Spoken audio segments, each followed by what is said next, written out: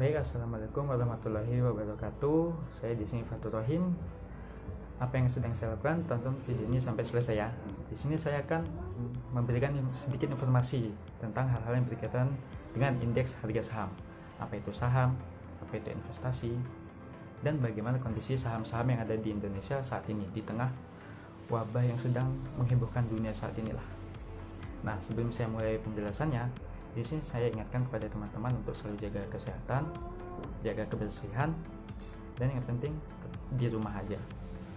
Buat kalian yang ada kepentingan yang mendesak yang mengharuskan kalian untuk keluar rumah, tetap jaga hati-hati dan selalu waspada. Nah, tanpa berlama-lama lagi, ayo kita langsung saja kita mulai pembahasannya. Di zaman yang semakin terus berkembang saat ini, tidak terkecuali sektor perekonomian yang terus berkembang. Perekonomian di Indonesia terus mengalami perkembangan. Banyak cara yang dilakukan investor untuk memulai bisnisnya. Salah satu cara investor untuk memulai bisnis atau mengembangkan bisnisnya ialah dengan melakukan investasi saham. Nah, saham sendiri menurut KBBI ialah surat bukti pemilikan bagian modal di modal perusahaan terbatas yang memberi hak atas dividen dan lain-lain menurut besar kecilnya modal yang disetor. Dan investasi ialah penanaman uang atau modal dalam suatu perusahaan atau proyek untuk tujuan memperoleh keuntungan. Pada investasi saham, seorang investor bisa menentukan tingkat keuntungan yang optimal dengan mempertimbangkan tingkat risiko tertentu, ataupun membentuk saham yang optimal dengan memilih saham yang berisiko rendah.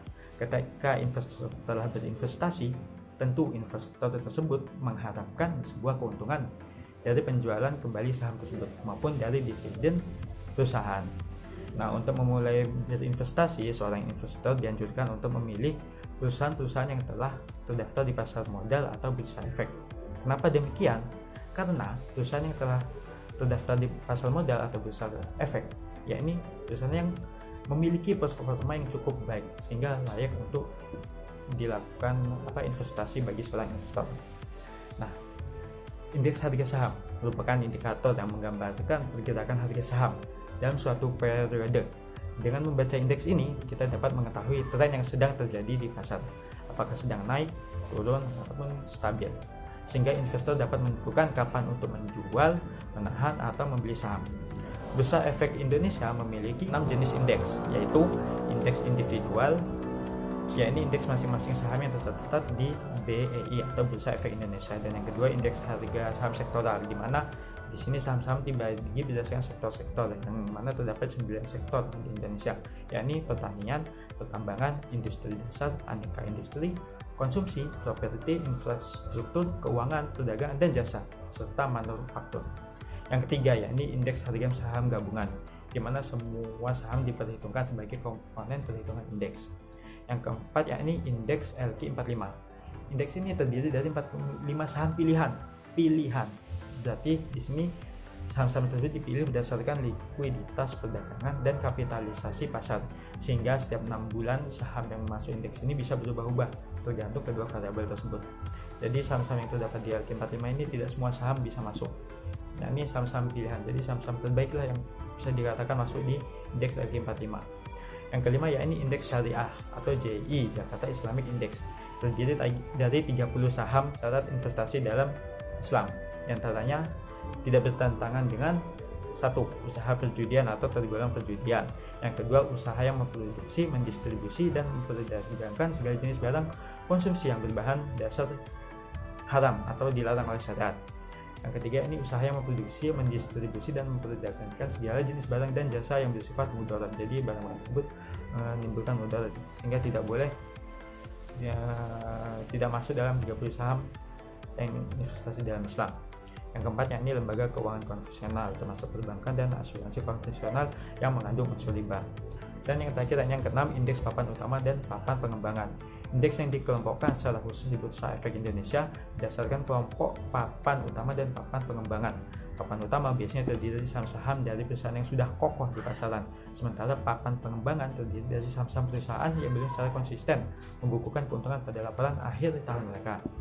Nah, fenomena yang terjadi akhir-akhir ini ialah wabah virus COVID-19 yang cukup menghebohkan seluruh dunia, tidak terkecuali Indonesia. Virus tersebut mampu merusak perekonomian di dunia, termasuk Indonesia yang juga terganggu akibat virus tersebut. Dikutip dari cnnindonesia.com, di sini banyak dari harga saham yang mengalami penurunan atau harganya itu anjlok. Nah, menurut Alfred Nainggolan, indeks harga saham gabungan minggu ini masih akan berat karena tekanan pasar saham sangat besar. Isu corona cukup berpengaruh terhadap saham-saham yang ada. Meski tak menyarankan untuk membeli saham dalam jumlah besar, namun Alfred Nainggolan ini menyebut saham sektor farmasi dapat terus dipantau. Hal ini dikarenakan peningkatan permintaan kebutuhan alat kesehatan seperti masker dan hand sanitizer akan menopang kinerja terhadap saham mereka. Nah, lalu untuk investasi jangka panjang sendiri, di sini ada sektor yang saat ini di tengah wabah ini cukup baik, yakni ada sektor konsumsi, sektor telekomunikasi, dan perbankan. Sektor konsumsi di sini cukup baik dikarenakan kebutuhan manusia itu terhadap konsumsi terus meningkat, terus stabil gitu, terus mengalami peningkatan karena dimana setiap manusia memerlukan konsumsi untuk keberlangsungan hidupnya. Selanjutnya ialah sektor perbankan, di mana walaupun perbankan saat ini mengalami penurunan dari harga sahamnya, namun terdapat beberapa bank yang dilihat itu cukup baik atau cukup mampu untuk menaikkan harga saham mereka kembali. Yakni bank-bank tersebut ialah Bank BCA, Bank BNI, Bank BRI maupun Bank Mandiri yang dinilai mampu untuk berkembang kembali nantinya setelah wabah ini selesai. Mungkin sekian penjelasan dari saya. Sekali lagi tetap jaga kesehatan buat teman-teman semua. Jaga kebersihan dan tetap di rumah aja jika tidak ada kepentingan yang mendesak. Terima kasih. Wassalamualaikum warahmatullahi wabarakatuh.